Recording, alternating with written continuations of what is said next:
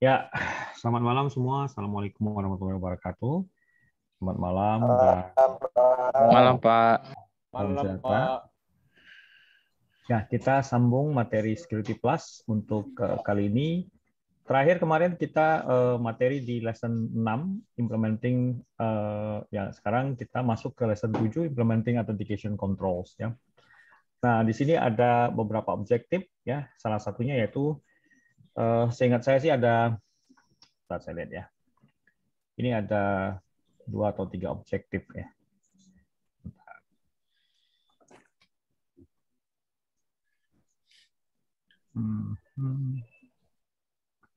Nah, saya lihat di ini dulu. Ini saya mute dulu ya.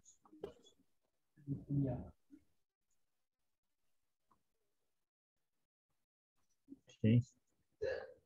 Ya, kita langsung mulai aja. Jadi topik 7A, Summarize Authentication Design Concepts. Di sini kita akan membahas mengenai beberapa hal, yaitu berdasarkan silabus objective covered, 2.4 Summarize Authentication and Authorization Design Concepts. Nah,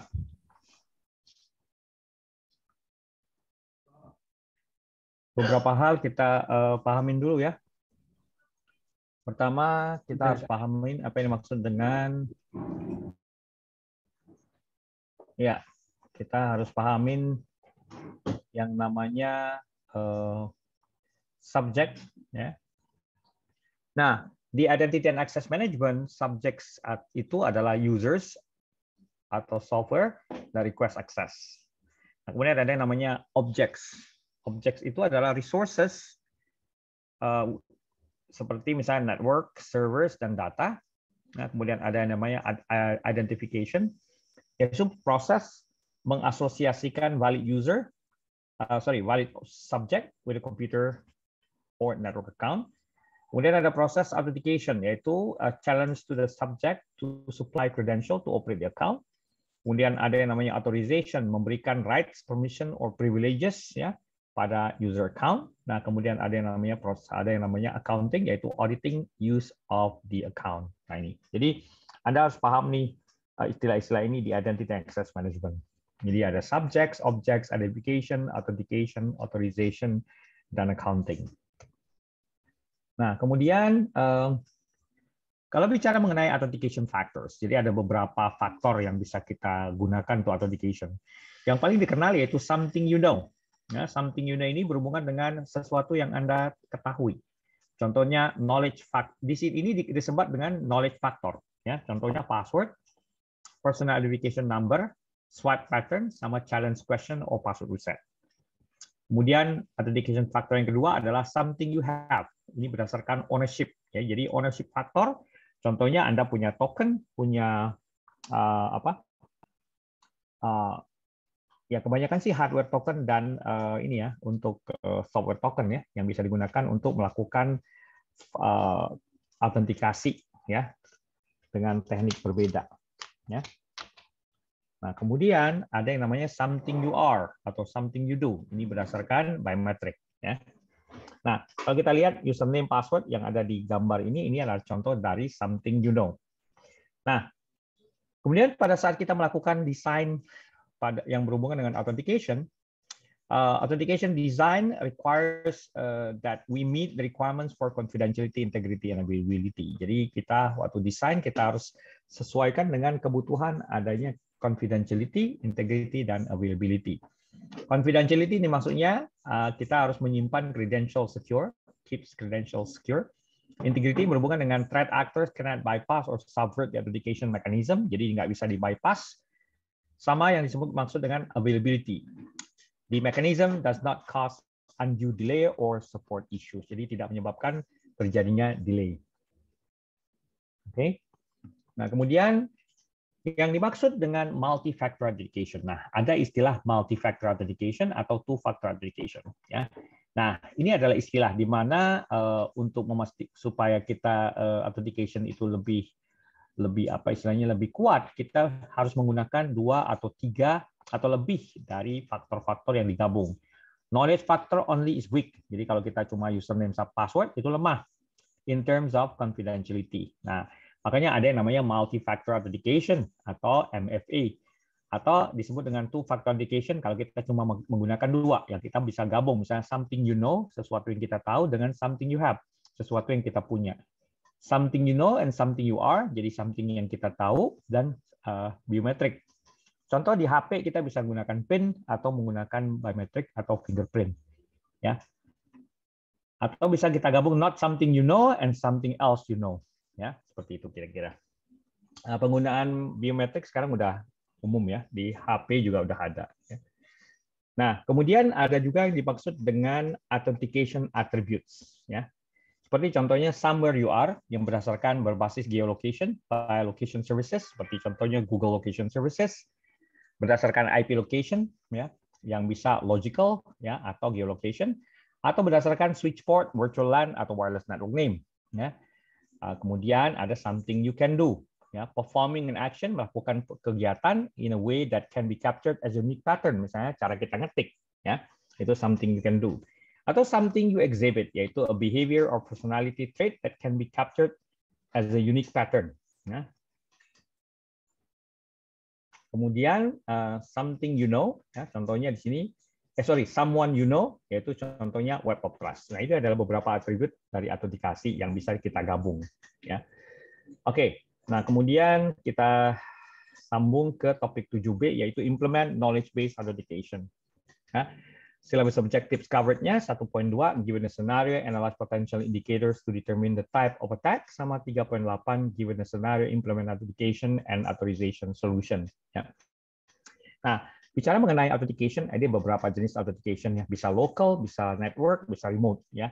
Contohnya kayak di Windows ini, Windows bisa digunakan untuk melakukan atau kita pada saat kita login di Windows, kita bisa local sign in dengan menggunakan komputer yang ada atau laptop, atau menggunakan network sign in, ya, memanfaatkan Kerberos atau NTLM di domain misalnya, atau bahkan remote sign in dari VPN dan sebagainya. Windows dan Linux juga memberikan opsi buat melakukan yang namanya local, ya, authentication. Ya, kalau di Linux itu ada yang namanya /etc passwd dan /etc shadow, atau Anda bisa menggunakan pluggable authentication module untuk modul eksternal supaya Anda bisa mensupport berbagai jenis authentication yang lainnya. Nah, yang dimaksud dengan authentication providers ini adalah sistem kita, misalnya sistem operasi kita, ya. Contohnya Windows atau Linux, ya, di mana password ini akan disimpan dalam bentuk password hashes. Ya.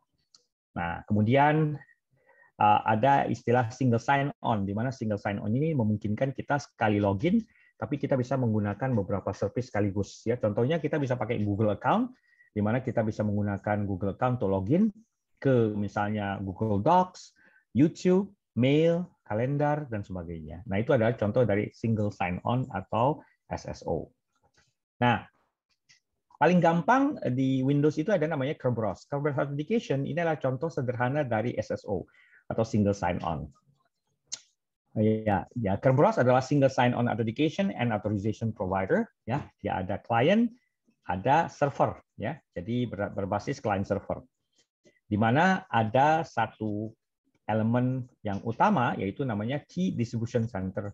Di mana Key Distribution Center ini berfungsi sebagai authentication service. Dia memberikan mengeluarkan yang namanya ticket granting ticket. Ya, dia juga berfungsi sebagai ticket granting service yang memberikan service ticket. Ya. Jadi pada saat si user login, ya, dia akan otomatis di handle oleh atau di authenticate oleh yang namanya authentication service. Kemudian ticket granting service akan memberikan yang namanya ticket granting authentication service akan memberikan ticket granting ticket, ya, di mana ticket granting ticket ini bisa diberikan kepada user atau service, ya, yang nantinya disampaikan kembali ke security principal, yaitu kita sebagai kliennya. Kemudian setelah kita dapat TGT atau ticket granting ticket, TGT ini bisa kita gunakan untuk melakukan autentikasi ke application server atau server-server yang ada di lingkungan domain, ya.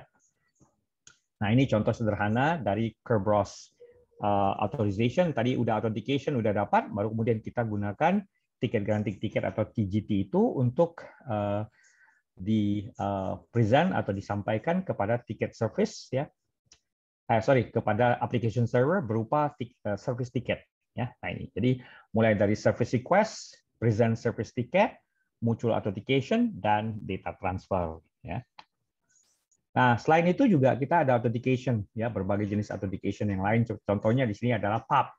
PAP itu kepanjangan dari Password Authentication Protocol ya. Completely insecure, unsecure sudah tidak digunakan lagi ya, tapi ada beberapa yang masih support lah. Kemudian juga kita bisa menggunakan password authentication yang didesain to work with remote access protocol ya, atau disebut dengan point-to-point protocol. Contohnya kalau kita configure VPN atau dial up, kita bisa memilih authentication methodnya. Contohnya kita bisa pilih misalnya Microsoft Protected EAP ya, Extendable Authentication Protocol atau Microsoft MS Chat ya. Nah, MS Chat atau CHAP ini sendiri adalah yang disebut dengan Challenge Handshake Authentication Protocol, di mana ini sebenarnya dia adalah challenge response protokol yang similar to NTLM, NT-LAN Manager. Ya. Challenge is repeated during the session to prevent replay. Ada beberapa implementation ya, Cisco atau Microsoft Chat version 2 ini yang paling bagus ya. Tapi tidak secure enough to use without an encrypted tunnel ya. Jadi bagusnya ini digunakan untuk encrypted tunnel, misalnya L2TP atau Layer 2 tunneling protocol dengan menggunakan IPsec. Nah, kemudian bicara mengenai authentication, ada banyak password attack.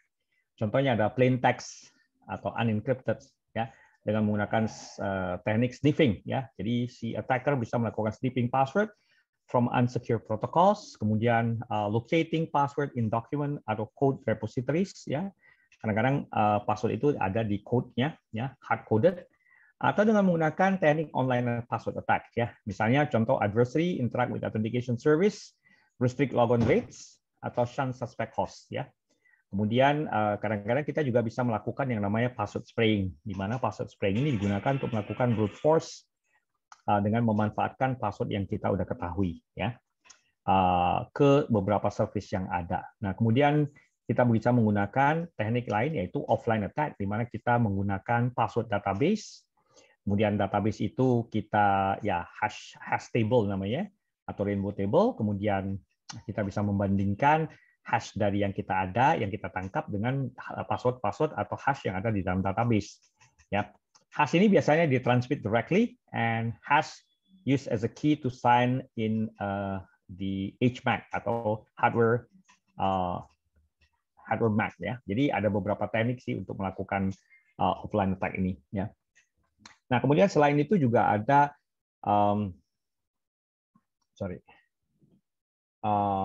brute force and dictionary attack, di mana brute force attack ini mengexploit weak user password selection or weak cryptographic mechanism. Kalau brute force attack ini generate every possible combination to match a hash ya. Large output space and sufficiently long output password increase time required. Jadi kalau kita passwordnya panjang itu lebih mempersulit si attacker untuk melakukan brute force ya.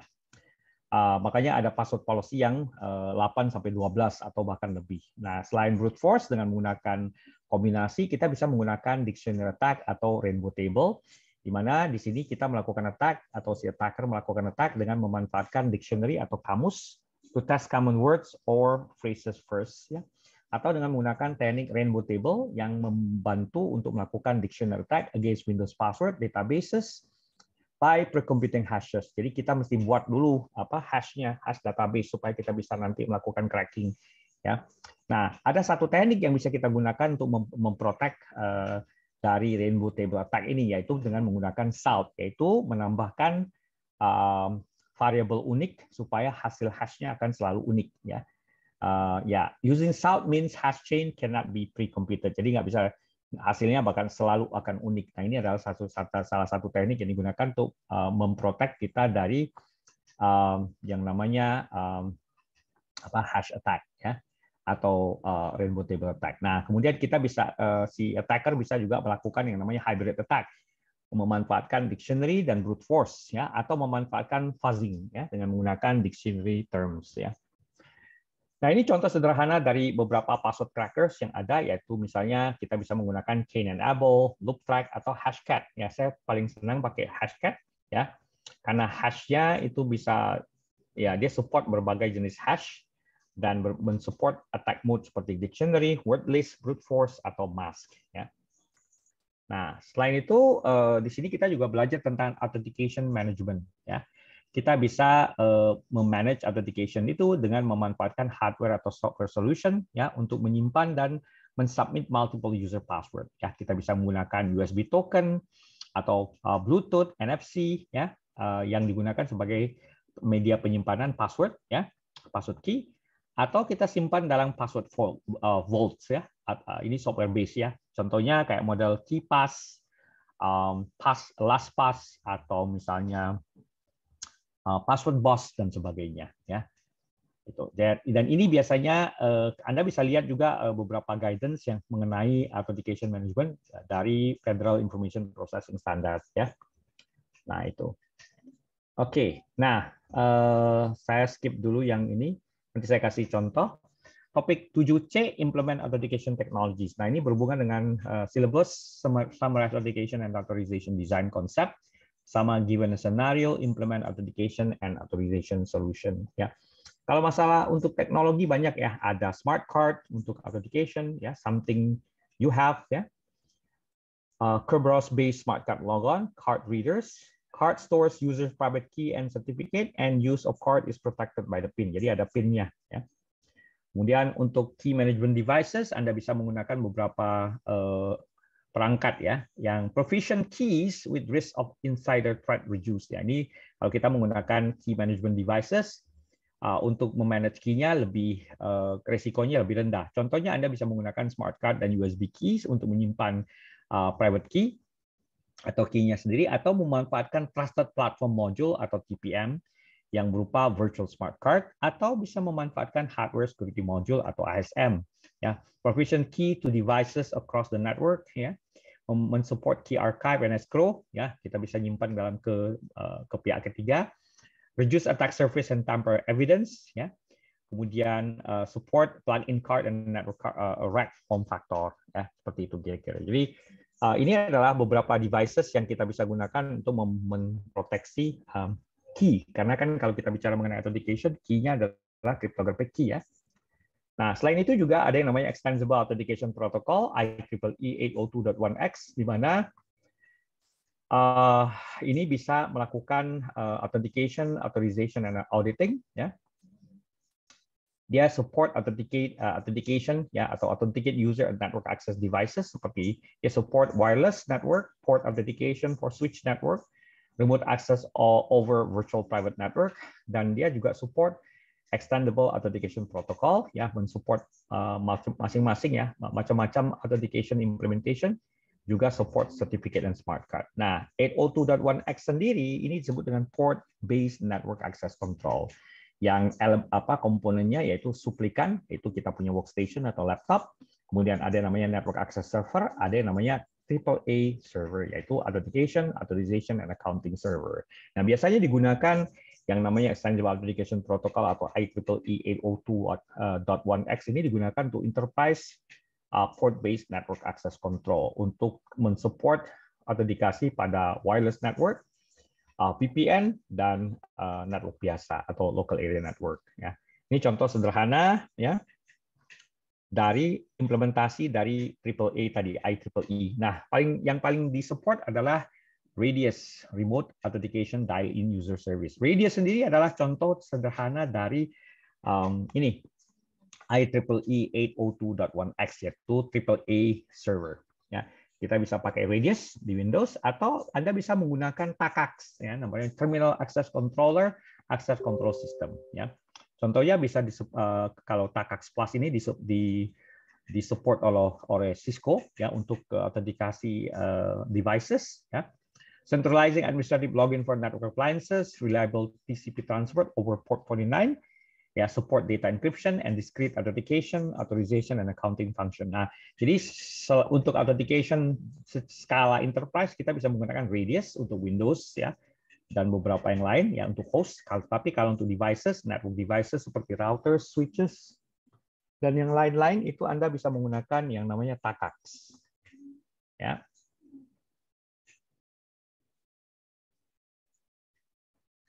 Oke. Nah, selain itu juga ada yang namanya token keys and static code ya. Nah, kita tahu yang namanya OTP ya, online password. Generated by some algorithm and used only once. Kita bisa mendapatkan OTP dalam bentuk SMS ya, virtual OTP, atau Anda bisa menggunakan hardware OTP seperti misalnya RSA Secure ID yang seperti di sebelah kanan ya. Atau ada juga yang namanya static code ya, dumb smart card, yaitu dia otomatis bisa memberikan kode yang statis ya, yang berubah setiap waktu ya.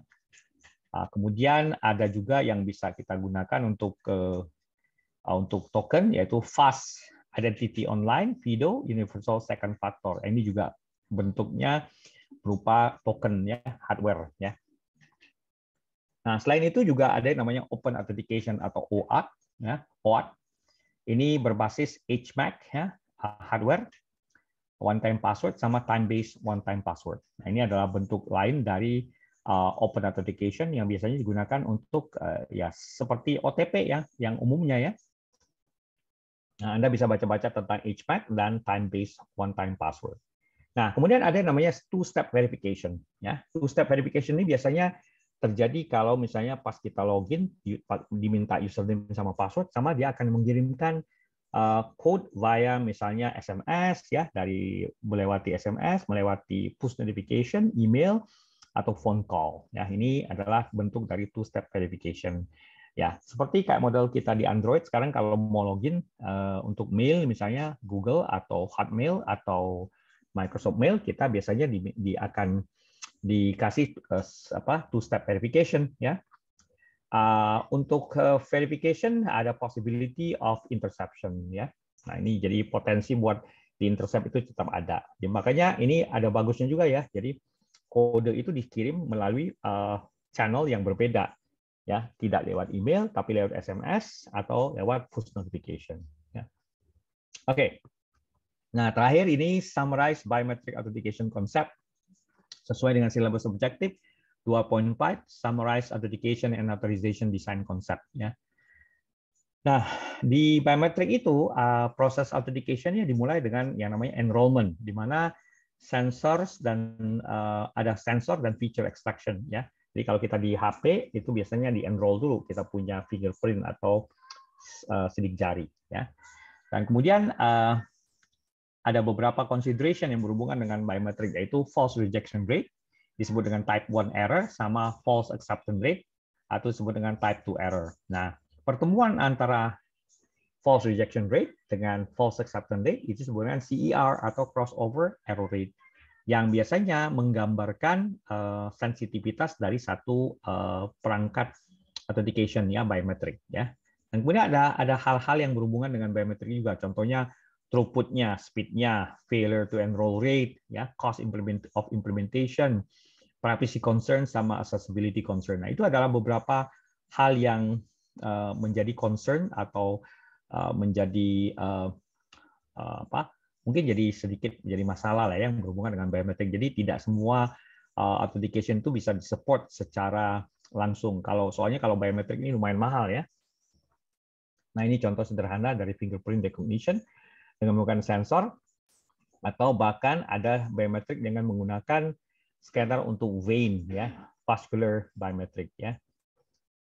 Untuk mata juga ada face recognition aja. Jadi untuk ya yang namanya biometrik itu macam-macam ya, ada fingerprint ya, sidik jari, ada muka, ada mata ya, scanner dan sebagainya. Nah, ini termasuk yang facial recognition. Enrollment can be relatively slow ya.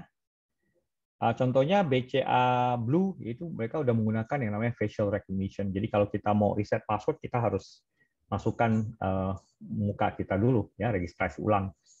Atau menggunakan retinal scan, yaitu pattern of blood vessel ya, sama iris scan, pattern of eye surface. Ya, jadi berbagai cara sekarang udah dimanfaatkan oleh berbagai aplikasi dan berbagai media devices seperti handphone ya, untuk mengenali diri Anda dari sisi biometrik ya.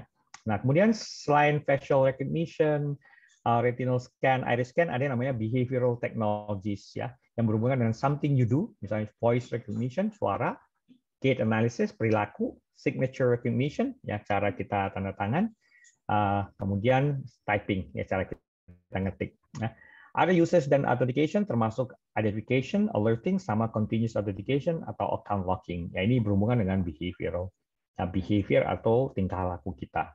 Ya.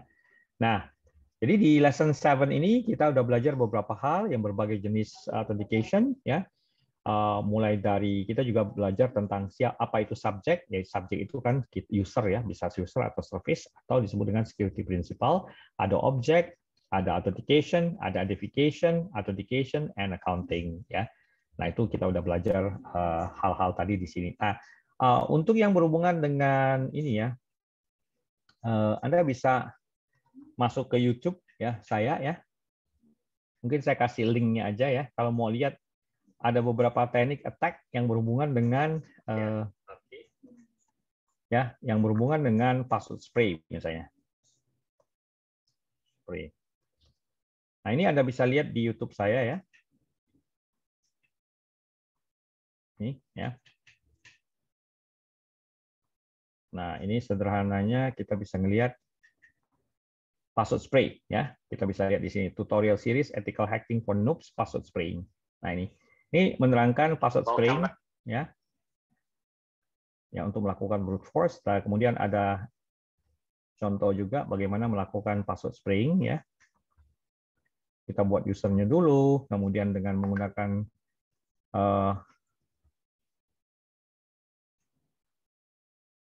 nah ini sebentar ya, agak sedikit lelet.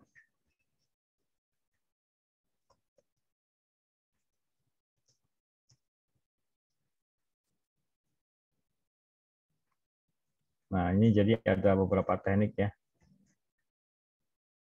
Nah, dengan memanfaatkan yang namanya SMB login yang ada pada, ini adalah modul yang ada pada Metasploit ya. Jadi kita menggunakan auxiliary scanner SMB login ya, paling simple. Kita tinggal masukkan aja usernya, daftar usernya sama daftar passwordnya. Ya.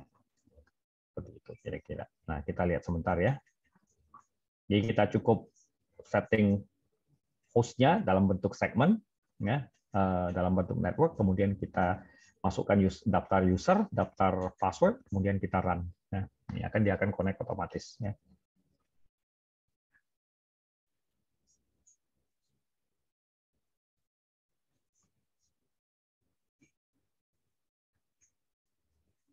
Ya, jadi kita harus punya daftar user dan daftar password. Ya.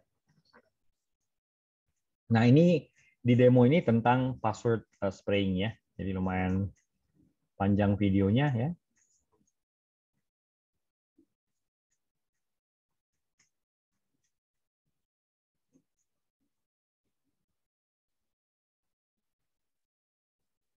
Nah, ini udah jalan ya, saya percepat.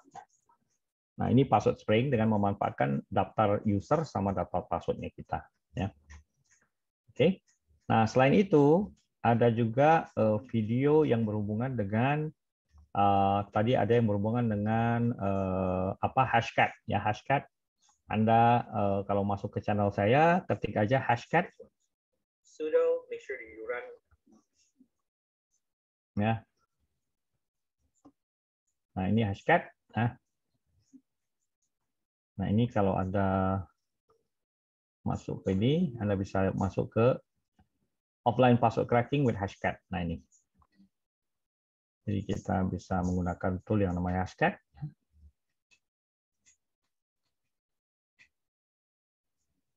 Kelihatan ya, saya punya layar.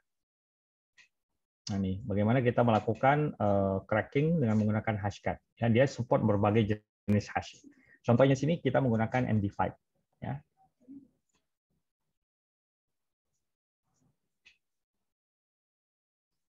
Ya, kemudian kita menggunakan word list.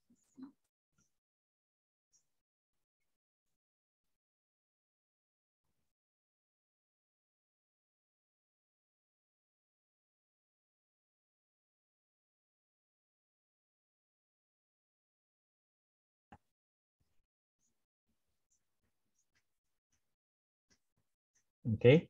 Nah, ini nanti Anda tinggal lihat aja ya. Ini network saya agak sedikit lelet.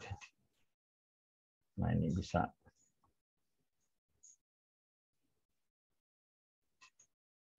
Nah, kemudian enaknya kalau di Hashcat ini, kalau Anda punya graphic processing unit atau GPU atau graphic card, Anda bisa memanfaatkan graphic card tadi, khususnya NVIDIA, itu untuk mempercepat proses cracking.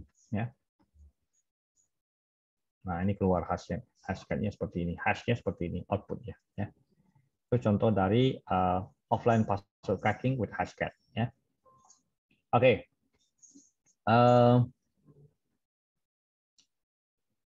Silakan kalau ada pertanyaan. Ini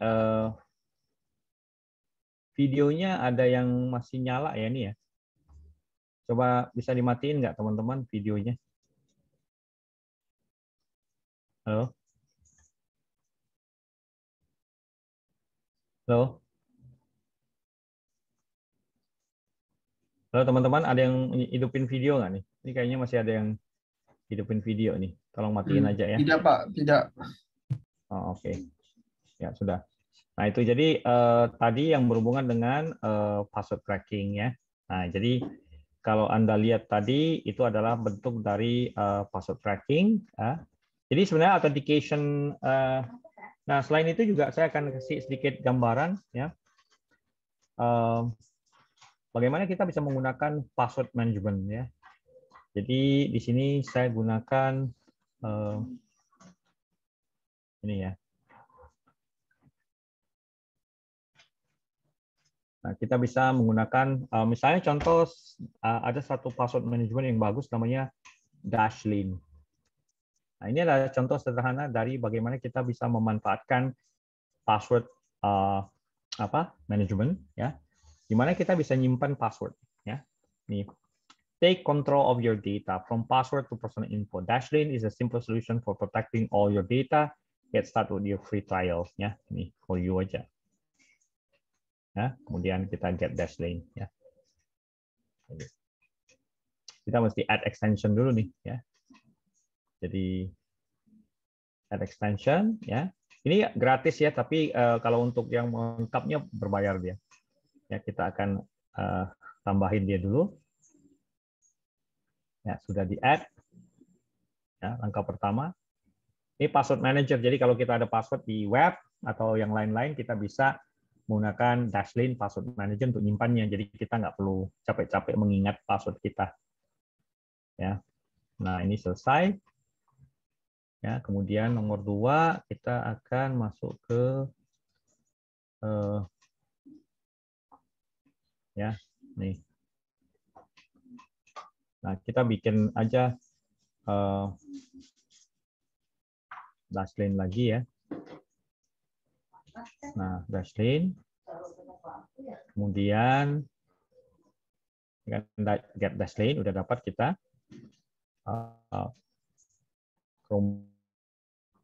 Ini berhubungan dengan ini ya, access control ya. Jadi udah selesai add extension, create your account. Nah, kita mesti create your account.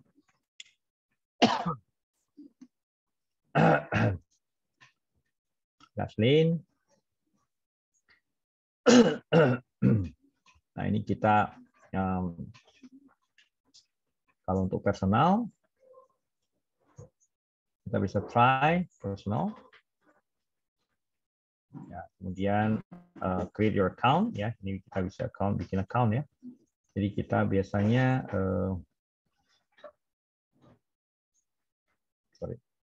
tadi lupa. Nah, ini untuk create your account. Ya, kita tinggal klik aja di sini.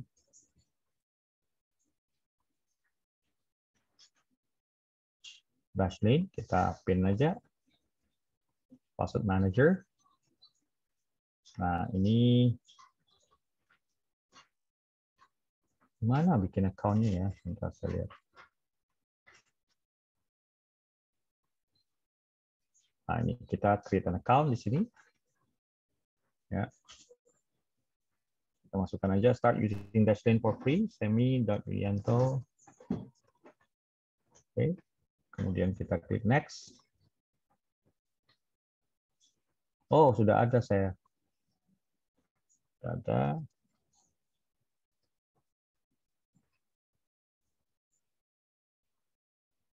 Ya, ya. Kita cek email. Bentar, saya cek dari HP saya aja.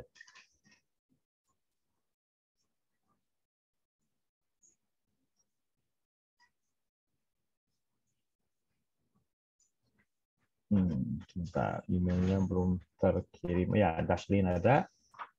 Suruh masukin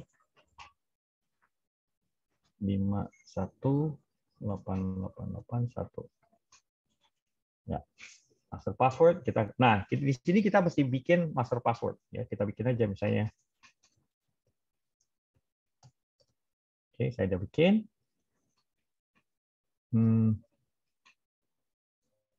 Login different account. Sebentar, kita coba cek ya. Passwordnya benar nggak?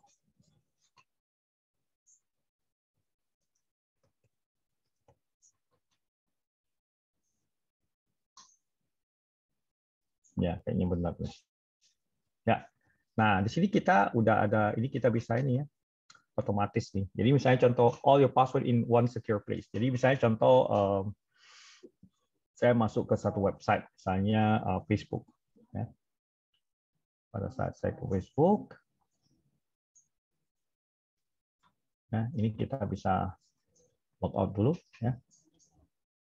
Nah, ini kita bisa simpan nih. Ini kita klik aja di sini. Pada saat ini kan saya ada username. Ya. Di sini ada opsi. Ya, kita bisa masukin opsi di sini.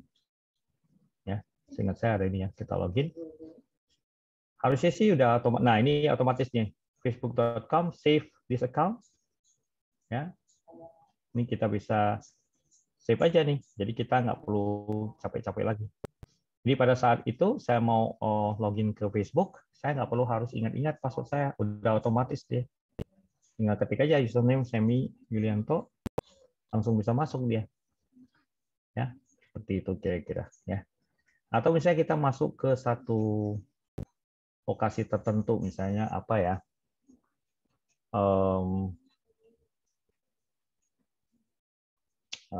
Apa ya? Hotmail misalnya. Saya kebetulan masih ada Hotmail. Nah, ini passwordnya kita bisa ini juga sign in. Ya. Sign in. Nah, saya masukkan nama saya, Semi Yulianto, semi_hotmail.com. Ya, kemudian kita klik next. Nah, kalau ini kebetulan Microsoft, dia akan kita bisa simpan save. Oke. Di sini ada Microsoft Authenticator. Nah, ini contoh dari two-factor authentication ya. Two-factor authentication dia akan minta nih, in your authentication application, tap your number. Kebetulan saya ada di HP, saya ada. Otomatis dia nongol, keluar new sign in request for your Microsoft. Dibilang suruh ketik ya 34 gitu ya, kita pencet aja. Oke. Approve. Udah selesai. Nah, ini saya bisa login. Stay sign in. Stay sign in so you don't have to sign in ya. Yes saja. Nah, ini. Jadi saya mendemonstrasikan two-factor authentication sama yang password vault. Nah, nanti passwordnya disimpan di sini nih, Facebook ya, udah ada di sini daftarnya. Ya, kita refresh aja. Nah, ini. Kalau ini mau disimpan juga bisa ya. Atau apa email-email yang lain juga boleh, maksudnya website-website yang lain juga boleh. Ya. Jadi tinggal add aja, misalnya contoh kita mau kemana ya, selain Google, Facebook, apalagi ya LinkedIn misalnya, saya masuk ke LinkedIn saya. Nah, ini saya bisa log out dulu, sign out.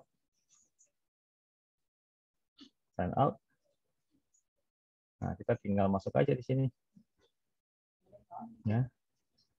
Nah, selain ini juga kita bisa sign in dengan menggunakan teknik lain. Nah, ini otomatis ya, dia otomatis kita simpan di sini ya.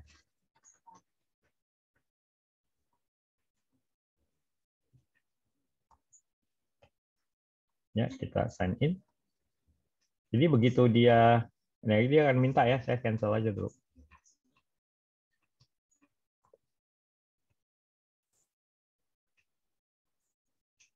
Coba sign in mau nggak dia? Nggak mau ya. Saya ganti. Ya, kemudian kita sign in. Ini harusnya sih bisa. Nah, baru kita save. Yes. Ya. Skip aja. Nah, ini otomatis kalau kita lihat di Dashlane udah ada tambahan LinkedIn ya. Seperti itu kira-kira. Jadi dengan menggunakan Dashlane kita nggak perlu pusing-pusing ingat password. Dia otomatis pas kita mau login dia akan otomatis kasih kita password kita. Ya. Kemudian kalau ini kan versi free ya. Kalau ini kita bisa ganti upgrade ya. Versi free-nya terbatas ya. Nah, ini ada plannya kalau 30 hari ya. US dollar 399 jadi dibayarnya per tahun ya. Nih. Manage password jadi ada tambahan ya. Kalau ini free kan simple password management on your favorite device always free. Atau kita bisa premium manage password on unlimited devices plus get advanced security tool all bundled into one plan. Kalau kita mau premium seperti ini. Nah, ya bayarnya sekitar 1 month of Dashlane Premium ya. Ini masukin aja tadi yang email tadi.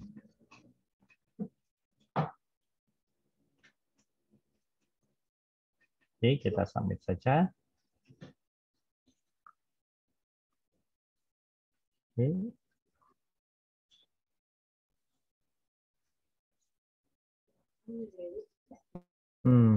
Ini 6,49 ya. 1 bulan. Ya lumayan sih. Ya.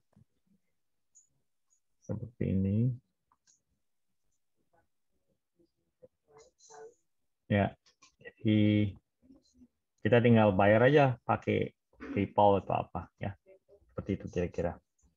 Ya. Jadi selain Dashlane ada sih yang lain, misalnya Anda bisa gunakan misalnya kemarin saya sempat gunakan LastPass. Ini juga gratis ya.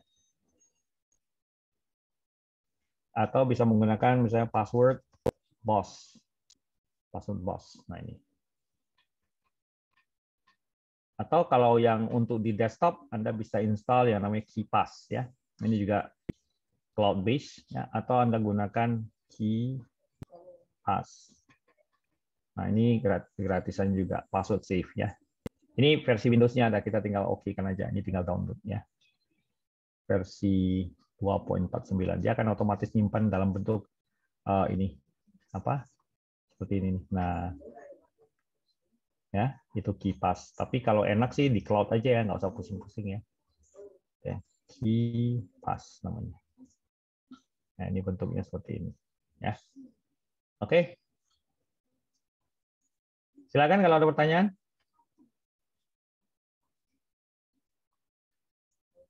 Silakan kalau ada pertanyaan, teman-teman. Sebentar, saya buang mute-nya dulu. Ya, silakan teman-teman kalau ada pertanyaan. Jadi tadi kita membahas mengenai authentication ya, access control and authentication. Jadi ada Anda bisa lihat beberapa YouTube video saya yang berhubungan dengan tadi ya. Sebentar, saya tadi masuk lagi YouTube yang berhubungan dengan password spray ya. Silakan Anda coba.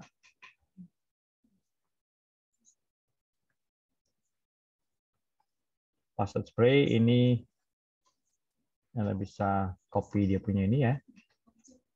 Ini saya tulis aja di sini ya di chat room. Ya ini.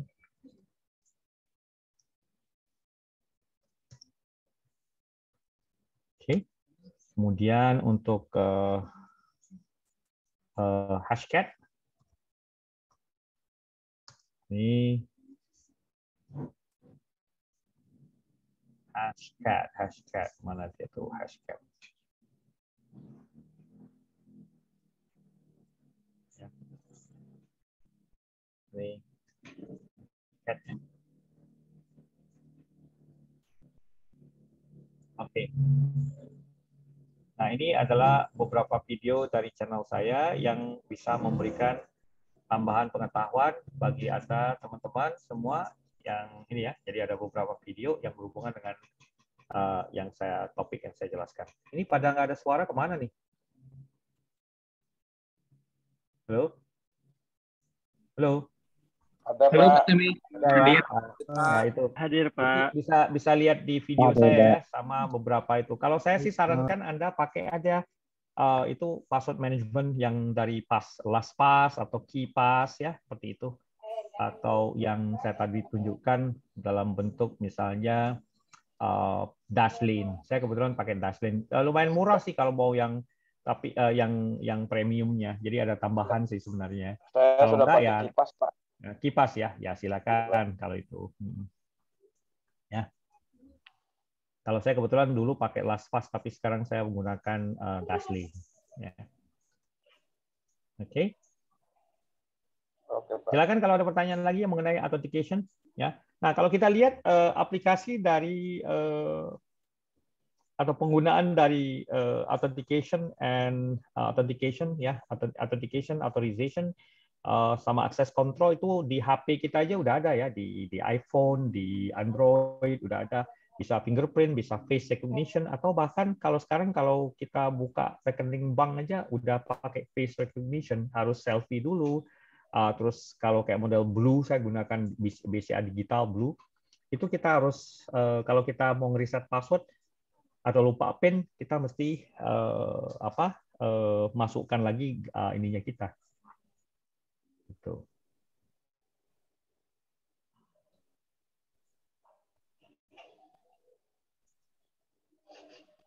Ya, seperti itu kira-kira. Oke, ada pertanyaan yang berhubungan dengan ini? Nah, mungkin ada pertanyaan lagi ya. Oh, ini ada pertanyaan. Token dan API key tidak dibahas. Nah, ini saya tidak. Token tadi udah dibahas ya. Token itu bisa hardware token, bisa software token berupa token yang dikirim via SMS. Tapi API key tidak ada.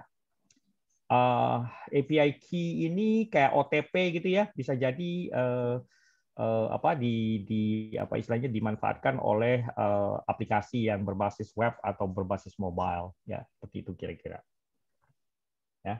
Nah, ini kan tadi kita di topik ini ya, di lesson 7 ya. Nah, ini kan hari Sabtu malam Minggu ya. Hari Senin nanti kita coba bahas lesson 9, implementing identity account management control. Nanti baru setelah itu baru kita ada latihan soal buat ini ya, buat ujian ya. Sementara ini belum ada latihan soal. Hari Senin baru saya kasih latihan soal. Oke. Terus ada yang nanya lagi nih. Mohon izin bertanya, pada waktu menjadi backup SOC L1, saya melihat alert potensi brute force pada Kerberos. Nah, ketika waktu cek atau analisis ternyata yang terdeteksi IP target yaitu IP DNS, Pak. Apa ada korelasi brute force Kerberos memanfaatkan DNS? So far sih tidak. Tapi Kerberos itu kan autentikasi dari Windows ya. Tapi bisa jadi ada hubungannya sama DNS. Nah, itu mesti dilihat itu lognya. Kalau saran saya sih cek aja lognya yang ada di DNS sama log yang ada di Kerberos. Nah, saya nggak bisa jawab nih karena harus baca log dulu ya. Dikorelasikan tuh log yang ada di DNS sama log yang ada di Kerberos. Seperti itu kira-kira.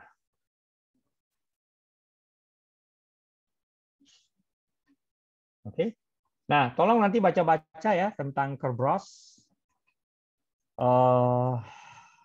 Tentang SSO ya. Jadi tolong saya tulis aja nih. Baca-baca tentang SSO, Kerberos, Radius, terus TACAX, juga beberapa yang lain, contohnya IEEE 802.1x. Ya, nah tolong baca-baca tentang ini sama baca OAuth dan OpenID. Ya, silakan baca-baca ya, biar nanti kalau ada pertanyaan Anda bisa jawab. Oke, itu bahan bacaan Anda. Ya, kalau nggak ada pertanyaan, saya rasa itu aja untuk malam ini ya, biar nggak usah terlalu malam-malam. Ini udah hampir jam 9 juga ya. Terima kasih atas perhatiannya hari ini. Nanti ketemu lagi hari Senin membahas topik atau lesson nomor 8 yaitu tentang ini nih. Implementing identity and account management controls. Ya, masih ada hubungannya sama authentication. Ya, terima kasih banyak. Sampai jumpa lagi hari Senin. Insya Allah kita nggak ada perubahan ya. Kalau ada perubahan nanti saya update di Telegram group. Hari ini nggak terlalu ramai ya. 58 orang. Ya, nggak apa-apa. Terima kasih sebelumnya. Sampai jumpa lagi. Assalamualaikum warahmatullahi wabarakatuh. Waalaikumsalam warahmatullahi wabarakatuh. Terima kasih, Pak. Waalaikumsalam. Terima kasih, Pak.